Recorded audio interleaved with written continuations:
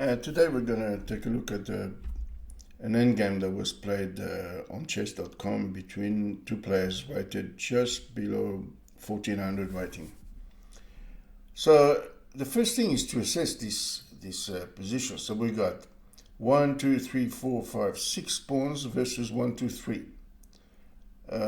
So that's a big advantage for black. The mitigating factor in terms of drawing chances would be the opposite colored bishops, which is more likely to draw than the same colored bishop.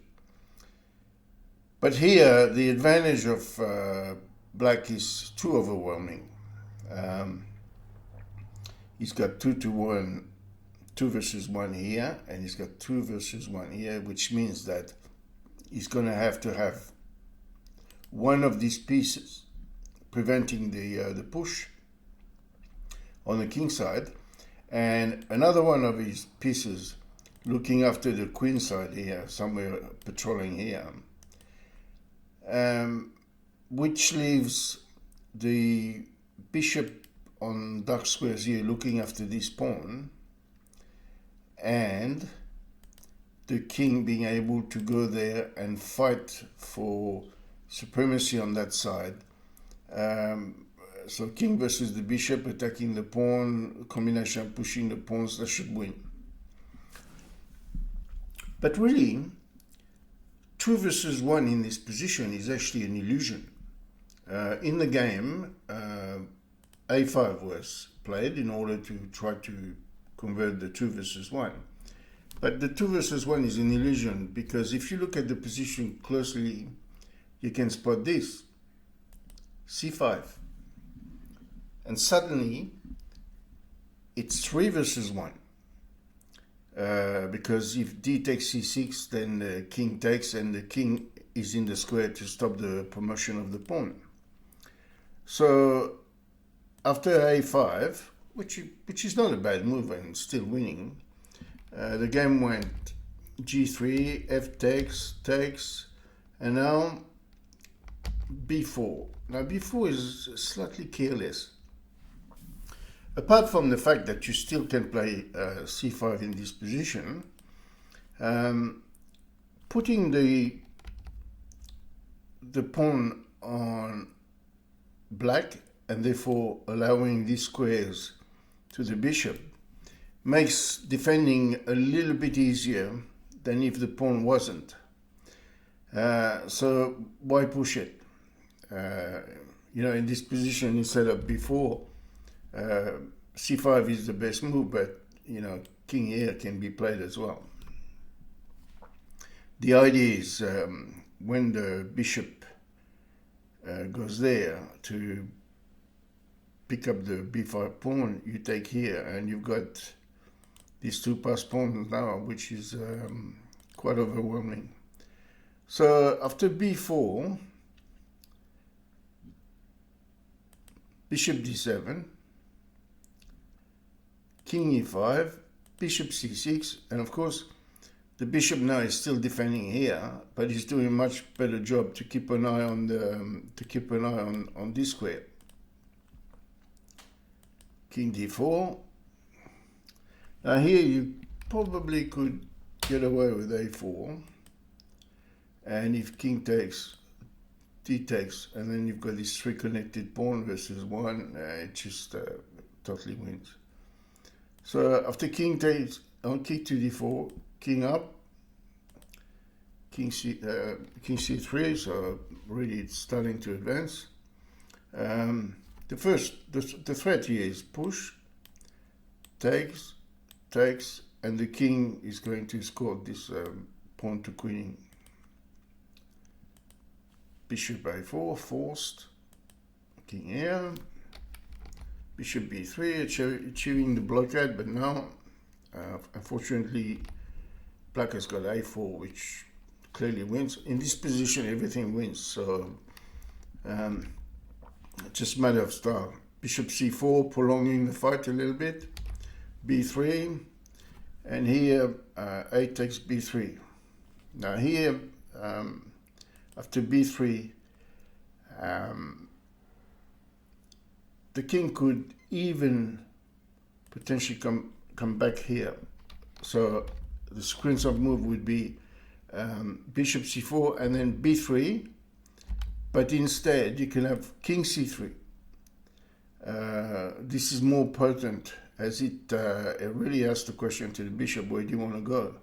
And the computer gives bishop e2 as the best move, and now it's no brainer, push, and the bishop is no longer patrolling the queen side to stop the promotion.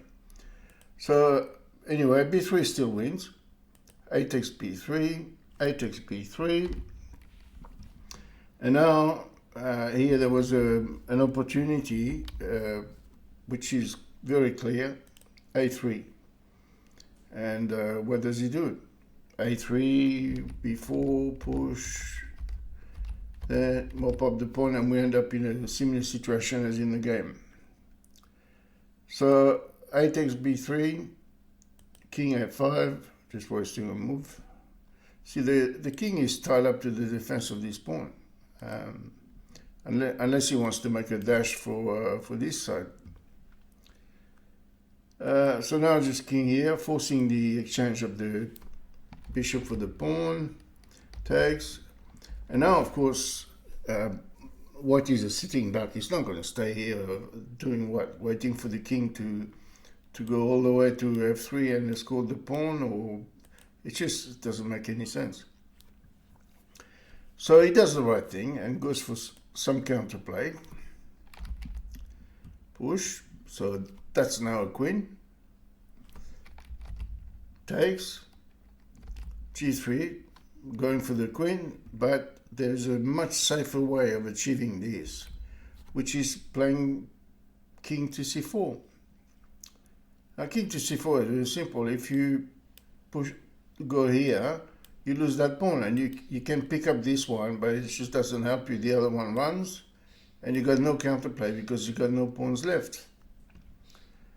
Anyway, so he pushed on g3, and the king went here, going for the queen, like this, takes, and here, of course it's winning, but it's only winning if you win it. If you don't win it, it wasn't winning. It's obvious that in order to pick up that pawn here, both the queen and the king are going to have to work together and pick that up. And here, black, with a lot of time on the clock, something like 4 minutes, plays queen to d4, achieving what? Well, the answer is absolutely nothing. King here. The king goes up, so it's getting closer than to ganging up on that pawn, like I explained before. But now just d6, and you know, the pawn is getting closer and closer to queening. Queen f6, achieving what? Nothing. King here, queen check. Okay, forcing a good move. And so now suddenly, after floundering, black has managed to get the pawn one square from queening. Now, strangely enough, he's still winning. It's actually still a force mate on the board. Starting with just a move like that.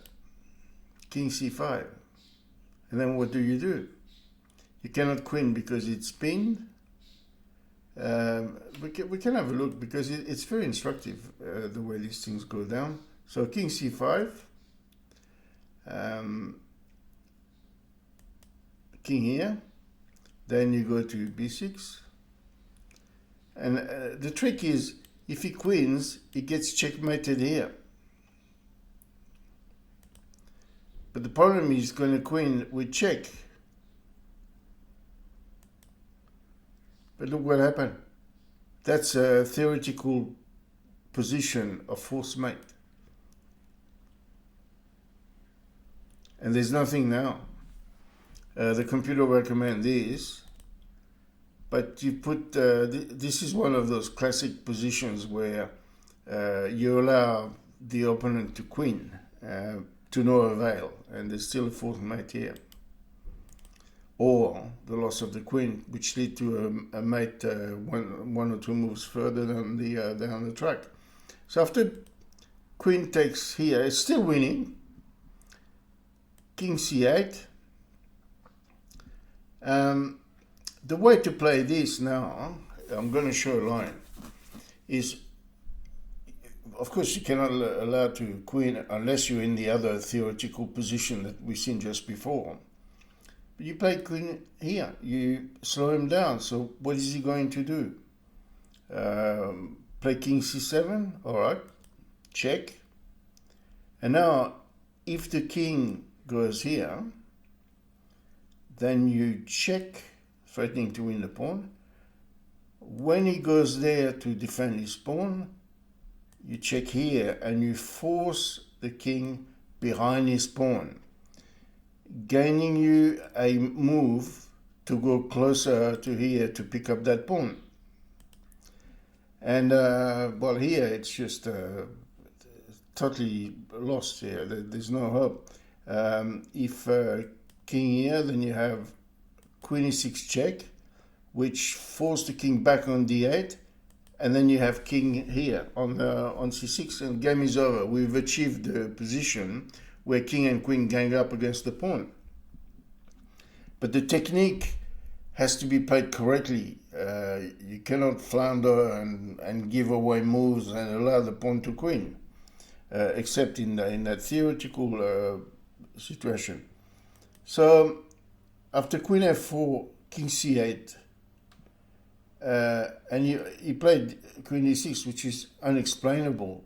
It just allows the queening. Now, strangely enough, black can still win this, not on the board, but on the clock. Because in this position, black has got like 3 minutes and a few seconds, and white has got 13 seconds on the clock in this position. So why not play a move like this? Check. The king is either going to come here, in which case he's going to get checked here, or the king is going to go up and you check him here. And when you play games like that, the idea, especially when you play online, you pre-move. So you pre-move moves like that, or silly moves like this, and then the onus is on white to find something to do to exchange the queen. But the queens will never be exchanged if you put yours here and you stay on white squares. Not here, because you might get checked on the file.